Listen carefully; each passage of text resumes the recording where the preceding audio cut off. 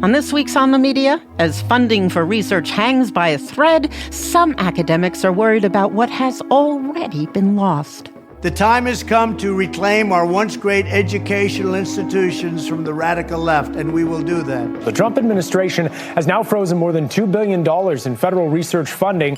This would impact medical, engineering, and science research at the school. That is looking for cures for some of our most devastating diseases. I've lost grants that have totaled $6 or $7 million. One of the things that he told us several times was that there are no bad words. Those of us who were spending a lot of time most days evaluating grants for their use of bad words know that that's not the case. Now we're behind. And already? Yeah. Like every serious person understands, and we are now behind China. It's season 2 of the Harvard Plan, our deep dive into the assault on universities. It's all coming up after this.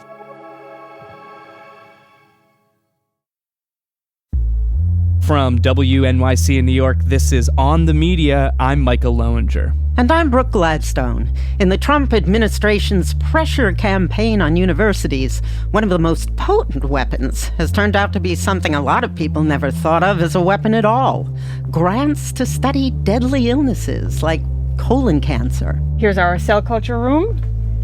Oh, wow. Where we do genetic screens. You have the white lab coats on hangers. Yes, exactly. Harvard Medical School's Kamila Naxarova. We heard from her last week in the first episode of the Harvard Plan Season 2, our mini-series produced with the Boston Globe about the struggle for control of higher education.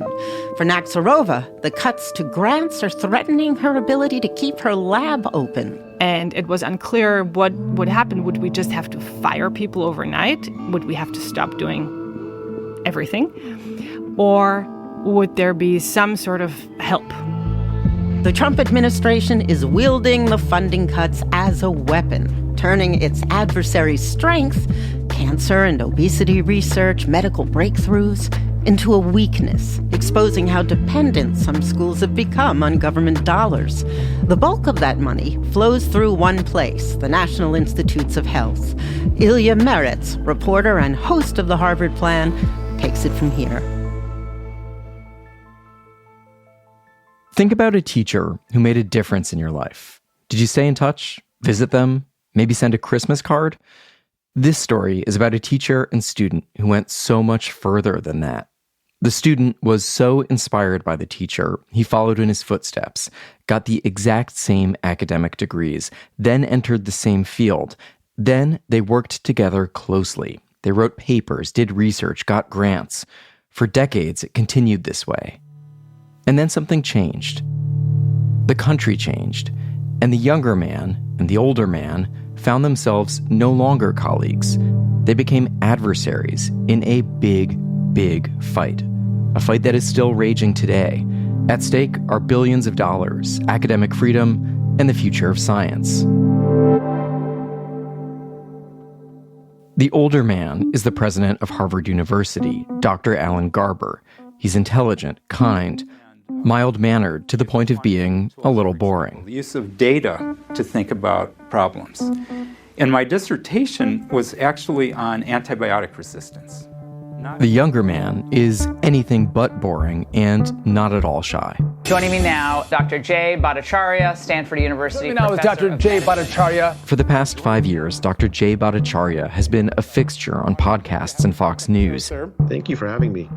And now he's the director of the National Institutes of Health, in charge of a vast pool of public money intended to fund groundbreaking scientific research, and working under the Secretary of Health and Human Services, Robert F. Kennedy Jr.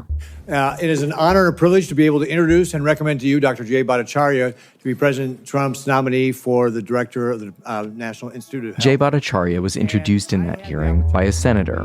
But when I started calling people to report out this story, I learned that he had originally asked someone else to make the introduction, his old mentor, Alan Garber. The president of Harvard was willing to be there to introduce him, to vouch for him. It didn't happen. This episode is about why. It's about the forces that peeled apart two incredibly smart, successful scientists and put them on opposite sides in the fight over universities. Just weeks after Jay Bhattacharya was confirmed, his National Institutes of Health cut off billions of dollars in funding allocated to researchers at Harvard and dozens of other universities too. We reached out to both men and requested interviews. They both turned us down. In this episode, you'll hear recordings of them from podcasts, TV, and other places, and the voices of the people who know them. Alan and Jay. That's what the people who know them call them. I'm going to call them that too. Let's begin with Jay. I was born in Calcutta in 1968, well, near Calcutta. And my mom actually grew up in a slum in Calcutta, my dad in a little more middle-class neighborhood. As he described on the Capitalism and Freedom in the 21st Century podcast, the India where Jayanta Bhattacharya was born was economically poor and also poor in opportunity. When Jayanta was very young, his father won the visa lottery to come to the United States. The family moved to Cambridge, Massachusetts, and later Southern California, and Jayanta became Jay, an American boy. Every few years, the Bhattacharyas went back to visit aunts and uncles in India. That part was great, having a lot of family, but the poverty made an impression on Jay. He described one trip when he was 8 on Tetragrammaton, music producer Rick Rubin's podcast. There was this monsoon, but the streets are flooded. There's homeless families, literally like families, little kids, dogs, moms and dads in the street. And I was like, we're going down some rickshaw to get to the station. And I was looking around asking my parents, what is this? And that was one of my first impressions of what life was like for poor people in poor countries. Back in America, young Jay excelled at math and science. When he got to college, his path was clear. He was going to become a doctor. But at Stanford, as he told Rick Rubin, something happened to change his thinking. He took an intro to economics course.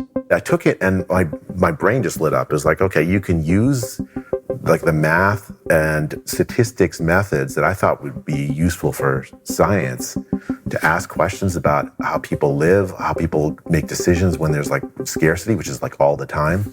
I knew I still wanted to be a doctor, but I could see how you could use that kind of thinking to make better decisions in medicine. Could there be a way to do both, though? Economics and medicine? Enter Alan. I met this man. He was my honors thesis advisor as an undergrad, and he had an MD and a PhD in economics. I absolutely idolized him. His name is Alan Garber. Idolized him. Before I met him, I didn't realize it was possible to do the two things together. And after I met him, I'm okay, I have to do that.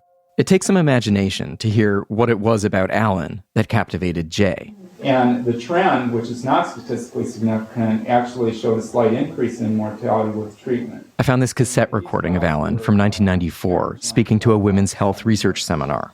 So there developed a real schism in the medical profession, with the majority saying... Maybe it's this. Cloaked in an Illinois accent and unassuming manner, Alan was fiercely intelligent and ambitious to do things. He was only 13 years older than Jay.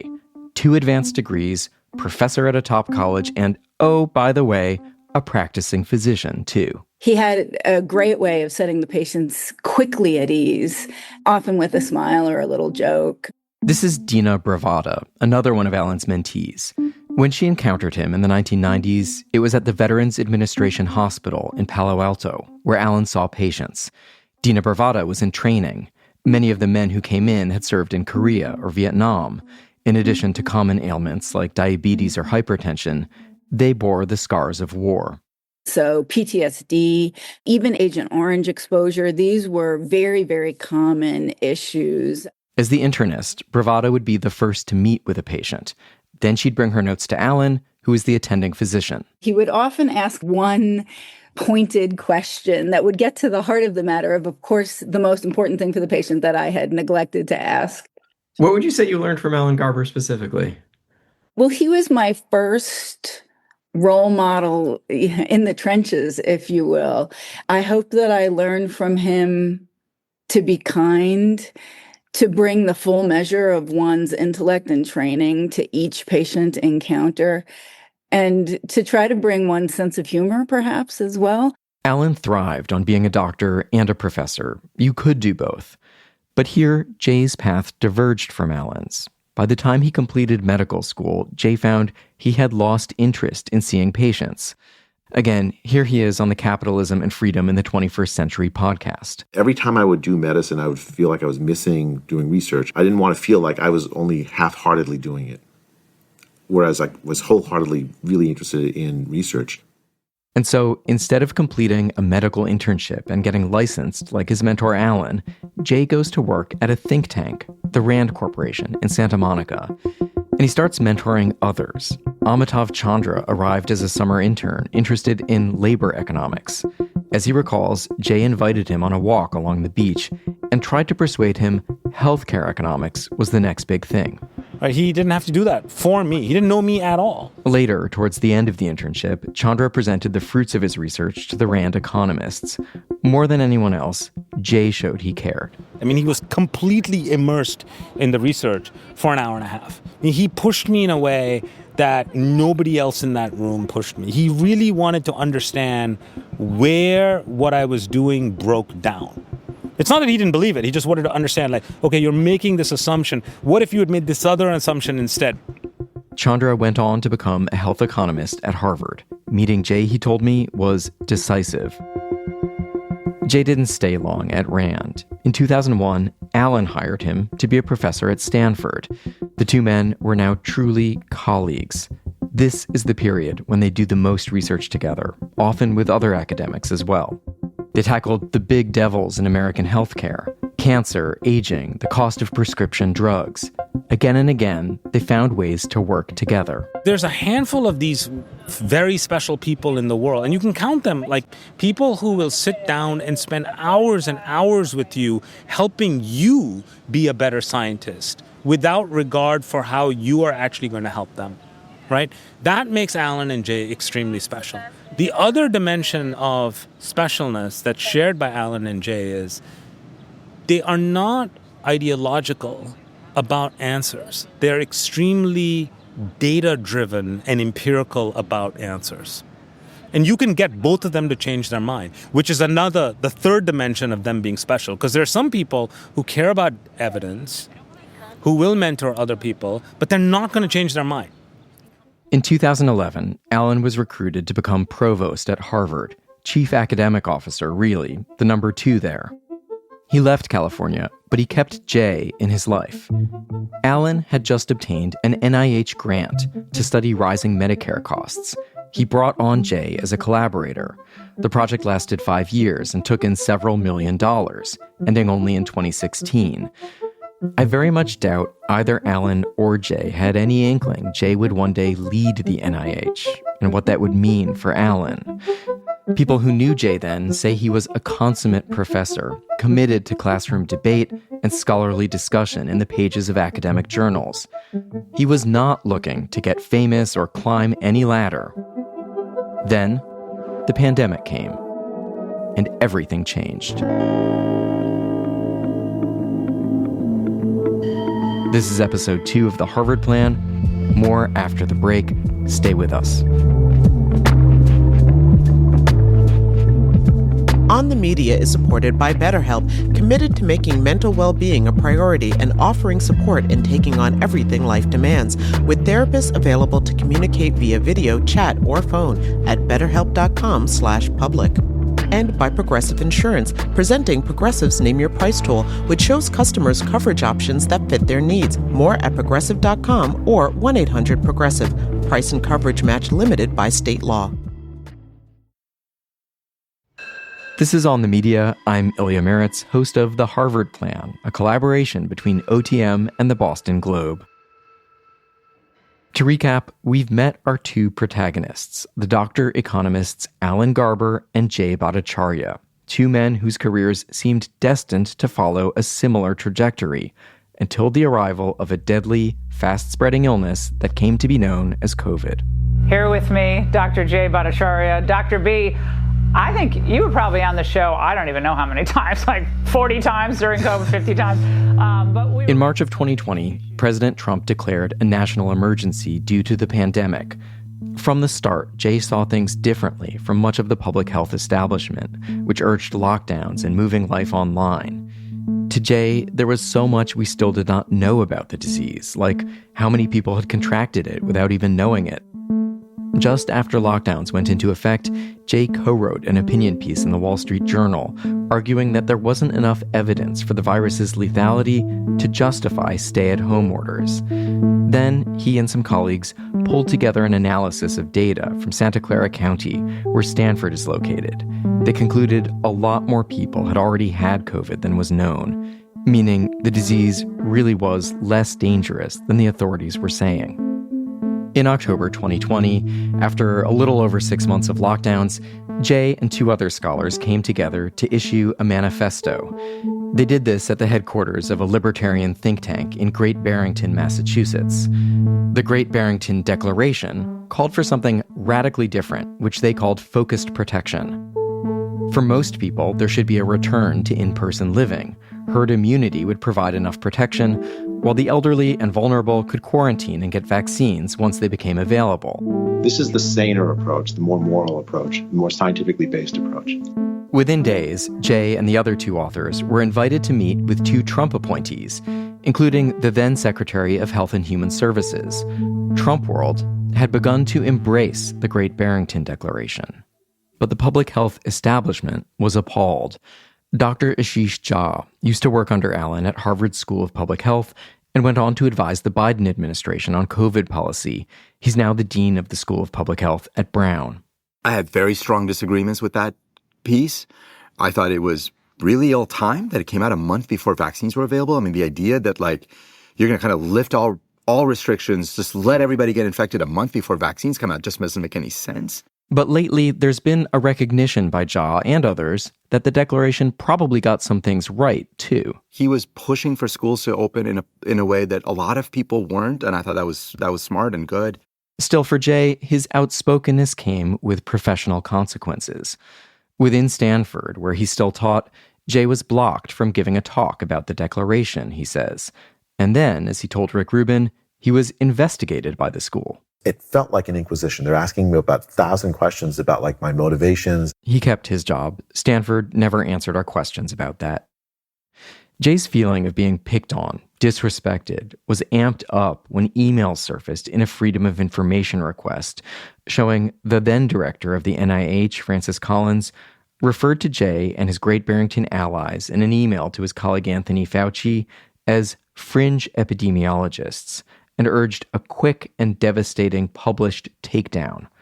As Jay told Laura Ingram, It feels like some novel from the 1950s where the House Un-American Committee is meeting to decide who to suppress, and I'm some sort of movie star in Hollywood that they're blacklisting because I'm a communist or something. It's ridiculous.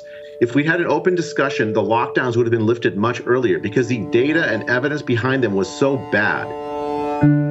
Like so much else in American life, COVID had become a polarizing issue, a wedge. No doubt Jay's critics thought they were acting in the urgent interest of public health. Jay saw them as comfortable elites with no awareness of their own blind spots, as he described it on Andrew Huberman's podcast. The lockdowns were a luxury of the laptop class. So Jay made allies where he found them, even if his new crowd had a weakness for pseudoscience and quackery. Amazingly, there appear to be growing connections between Viagra and treatment for the coronavirus. Ivermectin, as well as other proactive hydroxy as a way to prevent from getting the virus. I have asked myself, why did I have this very different reaction to the lockdown? Jay, again, on Rick Rubin's podcast. Because one of my very first thoughts when I heard about the lockdown was that experience when I was 8, seeing what life is like for poor people. And I just had this vision of this is going to happen at scale to every poor person on earth. Jay thought of the India he saw in the 1970s, with power cuts and a fragile economy. We're essentially pulling the rug out from under the sort of the economic infrastructure that allows poor people to have some semblance of access to food, access to healthcare, all this stuff. And we just basically said, no, the fear around this virus, the well-being of relatively well-off people is so much more important than that. While Jay became a public opinion haver with a following, Allen went in the opposite direction. As provost at Harvard, he built consensus, ran meetings, spoke publicly only on occasion. When the pandemic came, Allen led the university's COVID advisory group. Learning quickly moved online, dorms emptied out, many classrooms didn't reopen for over a year. I'm not so sure Allen personally favored this approach, though. Early in the pandemic, Allen had co-authored an opinion piece in the New York Times warning against taking measures that would shut down the economy. The piece even mentions herd immunity as the pathway back to normal life, not so different from the Great Barrington Declaration.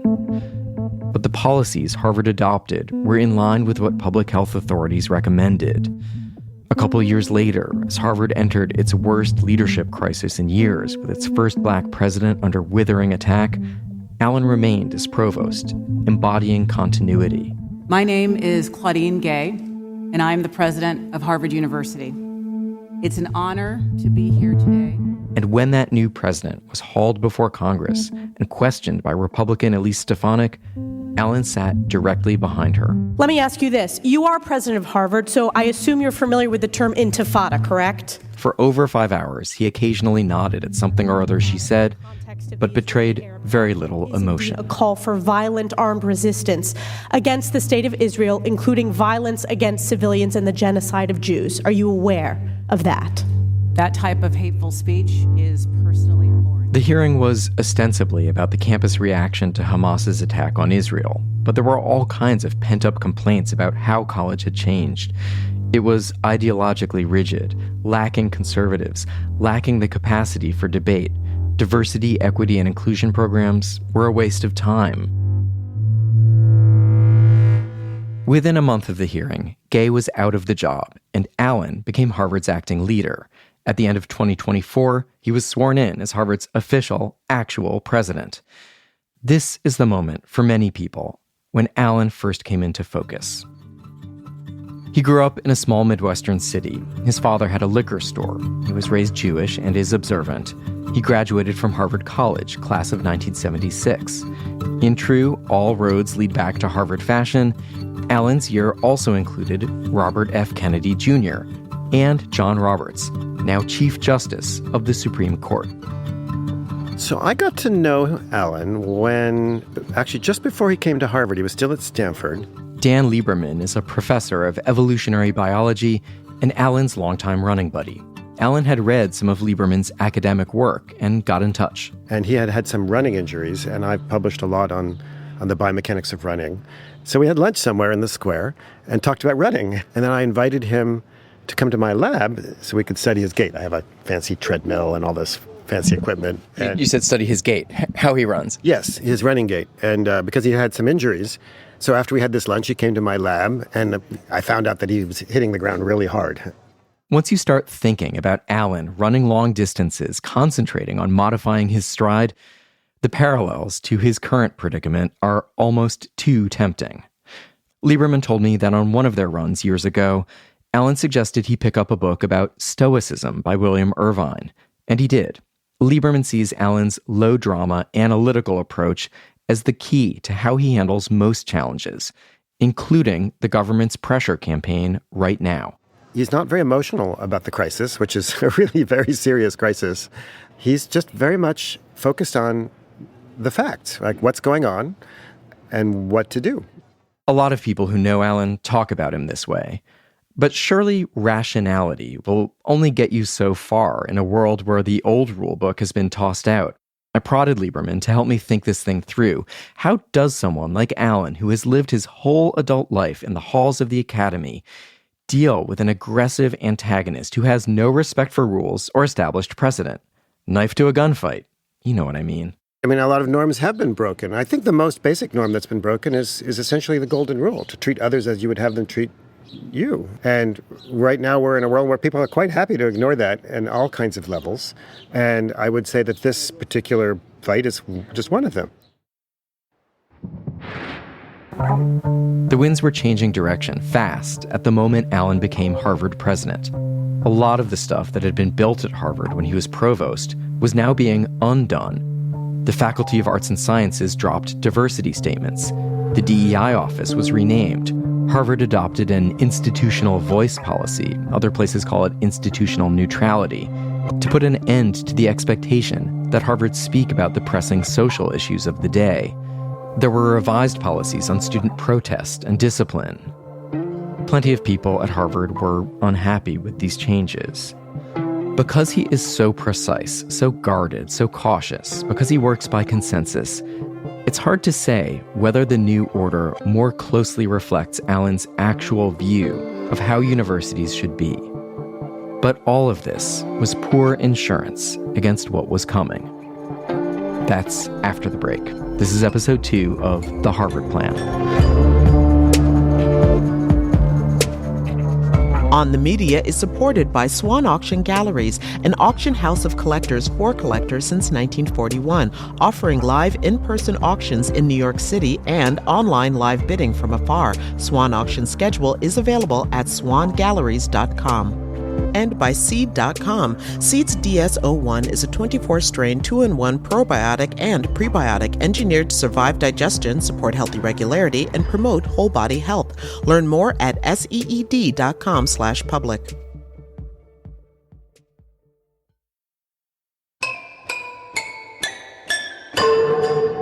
This is On the Media. I'm Ilya Meritz, host of The Harvard Plan, a collaboration from OTM and the Boston Globe.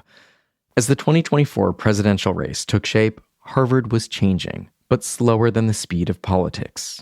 The Republican nominee, Donald Trump, campaigned for president on the most anti-higher ed platform in recent memory. The time has come to reclaim our once great educational institutions from the radical left, and we will do that. And he won. And then he started building his team, selecting people for the top jobs in government. Robert F. Kennedy Jr., a noted adherent of conspiracy theories about vaccines, would lead the Department of Health and Human Services. The Senate Committee on Health, Education, Labor, and Pensions will please come to order. To lead the National Institutes of Health, which is part of HHS, Trump chose someone with a lot more scientific cred. Thank you, Dr. Bhattacharya, for appearing before the committee. Context. It was March of 2025, 6 weeks into the new administration. And a new non-agency agency, the Department of Government Efficiency, staffed by Elon Musk's trusted people, had been moving through the organs of the U.S. government one by one, slashing staff and programs. I don't have my gavel, but Senator Murray said that's a Doge cut. So anyway. Now Doge had come for the NIH's $48 billion annual budget and its workforce of 20,000. Clinical trials were paused, grants frozen, firings en masse. And senators were on edge. And so it was under that cloud that Jay introduced himself. I'm honored to speak with you today and deeply humbled by President Trump's nomination. I'm delighted to have with me my wife, Kathy, my son, Matthew, and my brother. Remember how I told you earlier that Allen had agreed to introduce Jay at his confirmation hearing? How Jay wanted him to be there? This is that moment. But Allen was not in the room. The NIH has played a pivotal role in my career. I served for a decade as a standing member of NIH grant committees. To the senators who thought the NIH was functioning great up until Elon Musk came along, Jay delivered a bucket of ice-cold water. American health is going backwards. Life expectancy has flatlined, he said, and there have been a bunch of research scandals. Public faith in science reflects this, he said. A November 2024 Pew study reported that only 26% of the American public had a great deal of confidence in scientists to act in the public's best interest. 23% have not much or no confidence at all. Bill Cassidy, a Republican and the committee chairman, is a doctor, a liver disease specialist who co-founded a clinic for the uninsured. Thank you, sir. I'll start with questionings. He went straight for the tension at the heart of this job. There's now a child who died from a vaccine-preventable disease in Texas. Let me repeat that. A child who died from a vaccine-preventable disease in Texas. Measles, a disease for which there is a safe vaccine, was raging just then. For years, Robert F. Kennedy Jr., the new Secretary of Health and Human Services, had been telling parents vaccines may cause autism. Kennedy would be Jay's boss. Senator, it's a tragedy that a child would die from a vaccine-preventable disease. Jay affirmed his support for vaccinating kids for measles, but noted there's been a sharp rise in autism cases, and he said, we don't know the reasons why. So I would support an agenda of a broad scientific agenda based on data to get an answer to that. Cassidy seemed genuinely disturbed that Jay was not swatting down the baseless linkage. He came back to this point again and again. My concern is the more we pretend like this is an issue, the more we will have children dying from vaccine-preventable diseases. Senator, I guess I've turned it around and say don't want to disprove a negative. That's impossible, really. Jay suggested if part of the public has doubts about science, refuses to believe in it, then science must do better. Try harder to convince them. Jay seemed to have intuited something essential about the job he was trying out for. More than impress the senators, he needed to show his prospective bosses, Trump and Kennedy, that he will respect the conspiracy theory and viral disinformation crowd. I mean, I guess, yes, you're absolutely right, Senator. We don't need to address every idea that or concern. But if those concerns result in parents not wanting to vaccinate their children for a vaccine that is well tested, my sense is that my inclination is to give people good data. That's how you address those concerns. We don't know why Allen didn't introduce Jay at that hearing, but we can imagine what he might have said about his former student. He might have talked about Jay's curiosity, his refusal to accept conventional wisdom at face value, his passion for science. He might have spoken about the decades they worked together as colleagues on containing Medicare costs, aging, fighting cancer. And he might have noted Trump's pressure campaign on universities, which was then gaining force, and called for a truce. Jay was confirmed in a party line vote. Senator Cassidy, his biggest Republican skeptic, supported him in the end. At the start of April, Jay was installed as NIH director, with RFK Jr. administering the oath. Welcome aboard. The revolution begins today. At Donald Trump's NIH, now Jay Bhattacharya's NIH too, things were changing fast. The Trump administration has now frozen more than $2 billion in federal research funding. This would impact medical, engineering, and science research at the school. That is looking for cures for some of our most devastating diseases. I've lost grants that have totaled $6 or $7 million. In early May, the NIH sent a letter to Allen, a letter which I think is significant, even though really it's a formality. It's from a senior NIH staffer informing Allen that Harvard's grant money has been terminated because Harvard's conduct around anti-Semitism is so bad in the eyes of the government.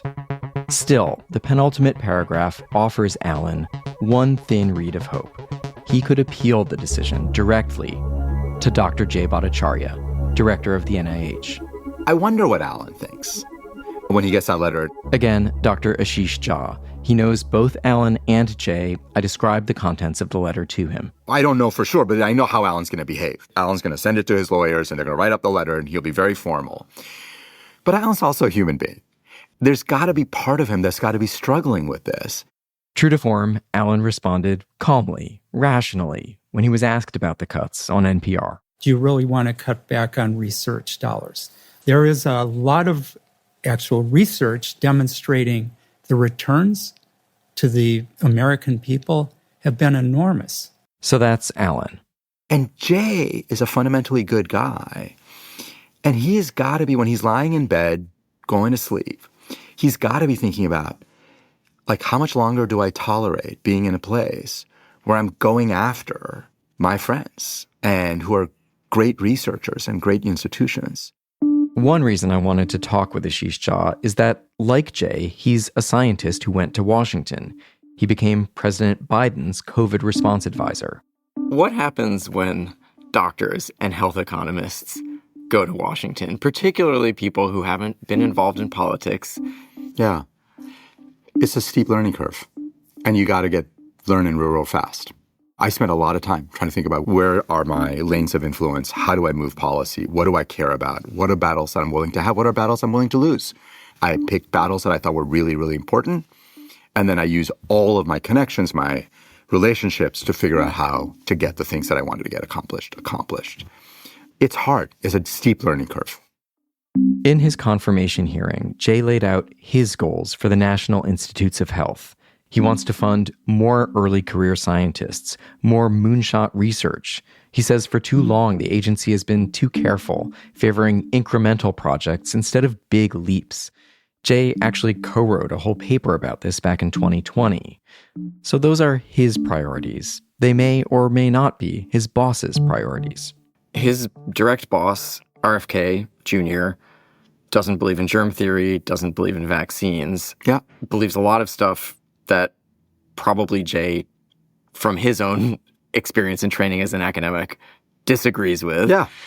But there are points of agreement about free speech and making space for other kinds of viewpoints. And there are places where they agree on sort of like make America healthy. Is there any way for Jay to sort of split the difference and preserve his dignity and preserve the respect of people in the scientific community? Yes, there always is. There always is. You have to, again, decide which stuff is most important. You're not going to win every battle. RFK Jr. has decided that the big issue of American diet is food dyes. No serious person thinks that. But if Jay has to go out and talk about food dyes every once in a while, I think it's fine. Like, no, we're all going to kind of be like, we get what he's doing. But he gets to do that if he's preserving the core stuff. If he is overseeing the destruction of the core things and talking about food dyes, then he doesn't get to retain his credibility and his standing. We did this interview in July, by the way. Over the summer and into the fall, Jay's leadership at NIH seemed to unfold as a series of agility tests. He submitted and defended in Congress a budget request that's almost 40% smaller. He defended the decision to cancel mRNA vaccine development, which scientists consider to be extremely promising. Meanwhile, President Trump moved to give political appointees, not committees of area expert scientists, authority over research funding, giving him, Trump, effectively more power over how the money is spent. One of Jay's colleagues, the head of the Centers for Disease Control, was forced out of the job after less than a month. She said RFK Jr. politicized our processes and repeatedly censored science. In September, Trump gave a news conference where he said painkillers could cause autism, which is not true, according to major medical and scientific groups.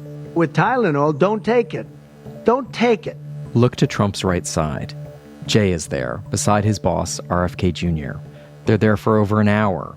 When it's his turn to speak, Jay does not endorse or refute the purported link between Tylenol and autism, but announces a new program to pump $50 million additional dollars into peer-reviewed autism research. For too long, it's been taboo to ask some questions for fear the scientific work might reveal a politically incorrect answer. Jay's colleagues in health economics are near unanimous that he believes in good science, but within the NIH, a lot of people are worried. In June, a group of NIH staffers put out their own manifesto, the Bethesda Declaration. They contend that the Trump administration and NIH harmed academic freedom by selectively canceling high-quality work at out-of-favor universities. They say that essential research into health disparities has been blocked, even when it does not include the words diversity, equity, and inclusion. The declaration has close to 500 signatures just from current employees. So we described it as dissent. Sarah Coburn is one of them, a 21-year NIH veteran who agreed to speak with me in her personal capacity. You know, he laid that out for us. He has his own letter of dissent. He says publicly very often that he welcomes dissent.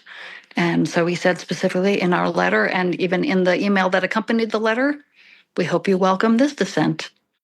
Jay did not at first respond directly, but posted his thoughts on X, saying the declaration contained misconceptions about NIH's new policy direction. But then, in July, he invited many of the signers to meet with him. Sarah Coburn told me Jay was courteous, personable. He listened. One of the things that he told us several times and wanted to emphasize, it seemed, was that there are no bad words that cause grants to be cut or not funded. There are no bad words. And those of us who were spending a lot of time most days evaluating grants for their use of bad words know that that's not the case. Coburn and others saw grants connected with ideas like gender and diversity being blocked, although exactly how this was happening was not totally clear to them. In our thank you note, we did say thank you and then said one urgent note. You said that there are no bad words, and we don't think that message is making it all the way down to the people who are making the funding choices. If you could please communicate that more strongly, we would be appreciative. Or something along those lines. I don't think he's the one choosing what gets cut. I don't think he's the one Yeah, that's the reason. I think those priorities are not his personally, not his scientifically. They come from elsewhere. Although the meeting was cordial, it didn't leave Coburn feeling optimistic. He wants to be a scientific colleague working in collaboration at NIH for the good of NIH. But that's not really the truth of the job he's accepted. We sent the NIH a detailed list of questions raised by our reporting. A spokesperson responded with some bullet points. She did not address the idea of banned words, but told us any updates to NIH review processes aim to strengthen accountability and efficiency while maintaining the central role of expert peer review. As for Jay's relationship with Alan, the spokesperson called it a personal matter. The disgruntled NIH staffers' manifesto, the Bethesda Declaration in 2025, followed Jay's Great Barrington Declaration in 2020. Both documents in response to a sense that scientific inquiry and speech were being improperly stifled. The idea of speech, the proper boundaries of it, who sets the rules, it runs through this whole thing. For example, on September 3rd, Jay gave a talk at the National Conservatism Conference. He had top billing alongside Director of National Intelligence Tulsi Gabbard and OMB Director Russell Vought. Jay recounted what happened to him on Twitter a few years back. I was very naive. I decided I was going to join Twitter to tell people about the Great Barrington Declaration. When Elon Musk bought Twitter a couple of years later, it turned out that the day I joined Twitter in August of 2021, I had been placed on a blacklist. I found this out because Elon Musk invited me to Twitter headquarters, and I got to see with my own eyes the database with my face on it and the word blacklist written over it. Jay said his speech was suppressed at the request of the Biden administration, although, as he acknowledged, he was not directly personally singled out by the White House. Still, the Biden people did ask social media companies to help contain the spread of what they considered harmful messaging around COVID. Jay joined a lawsuit over this, which went all the way to the Supreme Court. His co-plaintiffs included the states of Missouri and Louisiana and the Gateway Pundit, a hub for conspiracy theories. And Jay's side lost in a 6-3 decision. He says that shows the First Amendment is on thin ice. At this point, the only thing protecting free speech in this country is, frankly, President Trump. Jay did not mention that his own parent agency, HHS, had been sued by Harvard for violating its free speech rights when research dollars were cut. In court, Harvard argued that the government pressure campaign, the weaponized research dollars, amounted to attempted interference in what can be taught and who can be hired. This is something Alan talks about. We cannot compromise on basic principles like defense of our First Amendment rights. The very same day Jay went on stage to claim his speech had been improperly suppressed, the judge in Harvard's lawsuit against the government issued her decision. She granted Harvard's summary judgment on most of its claims. What lies at the core of this dispute, she wrote, is the fact that defendants are trying to pressure Harvard to accede to the government's demands in a way that squarely violates plaintiffs' First Amendment rights. She went on, in language that is bracingly direct, the idea that fighting anti-Semitism is defendants' true aim is belied by the fact that the majority of the demands they are making of Harvard to restore its research funding are directed on their face at Harvard's governance, staffing, and hiring practices and admissions policies, all of which have little to do with anti-Semitism and everything to do with defendants' power and political views. Okay, we are now recording. Hey, Sarah, how are you doing? Hi, doing okay. Do you want to give me the business again? I caught up with Sarah Coburn in late September, about 2 months after our first conversation. Yes, so just to be clear, I'm speaking as myself. I'm a citizen of the United States. Not in her role as an NIH staffer. Now that that was clear, I wanted to know how things were going for her and the other signers of the Bethesda Declaration. So this was actually my number one question, whether there have been any reprisals of any kind. No. Okay. Not at NIH, just no. So that's the good news. The bad news? Everyone is stressed. Everything feels broken. It's 8 months now of being asked to do things that we think are wrong. The formerly functional grant review process has lately been turned on its head, she told me. High-quality proposals are not getting approved. Is it because of something they wrote? Now the new administration is saying, okay, we have some new criteria we want to use, but we won't tell you what they are. Grants being caught up in spreadsheets, and the program directors being told these grants were flagged. They were flagged.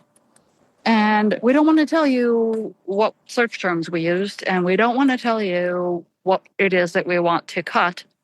We just want you to figure it out. And Dr. Bhattacharya, when we met with him at that roundtable, said, no, there are no banned words. He said that to our faces. And we said to him, that's great. Please communicate that to the IC directors and the grants management people because they're hearing something else. IC directors, those are the directors of institutes and centers. The NIH contains 27 of these, like the National Cancer Institute, where Coburn works.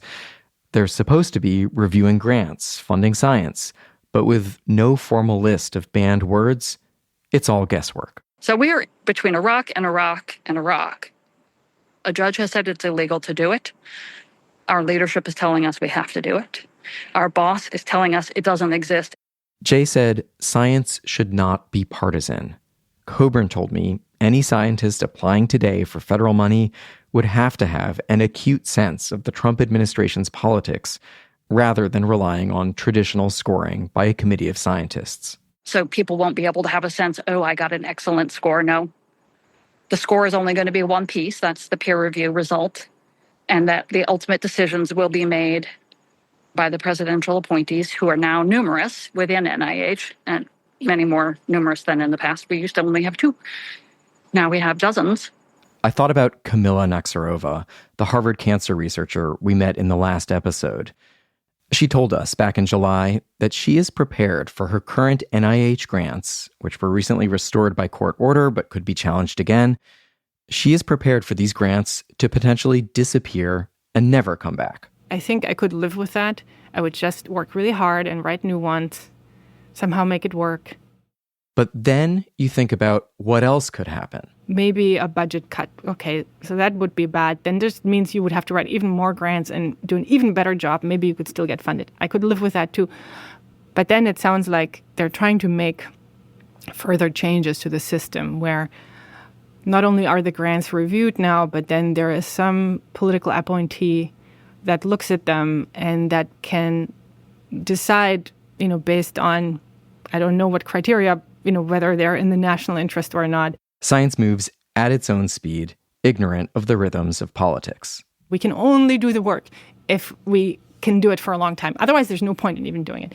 So if that becomes more of a concern that your grants may get yanked as political situations shift, then I think I'd want to leave. I think I wouldn't do it anymore just because it's not possible. I can't work on projects with a 1-year outlook. I would go look for a different job. Alan told the Wall Street Journal it's not just about Harvard or universities. It's about America's place in the world. For example, quantum science, which right now is a huge strategic area for the nation, particularly in our competition with China. They support this research because of the economic benefits. Ashish Jha is more direct. The heart of the biomedical and the convergence of biology and IT and AI in America is in Cambridge, Massachusetts. And that's where they have taken their gun. He is very concerned that China is pulling ahead of the U.S. in biosciences. He says we were neck and neck recently. Now we're behind. And already? Yeah. Like every serious person understands, and we are now behind China.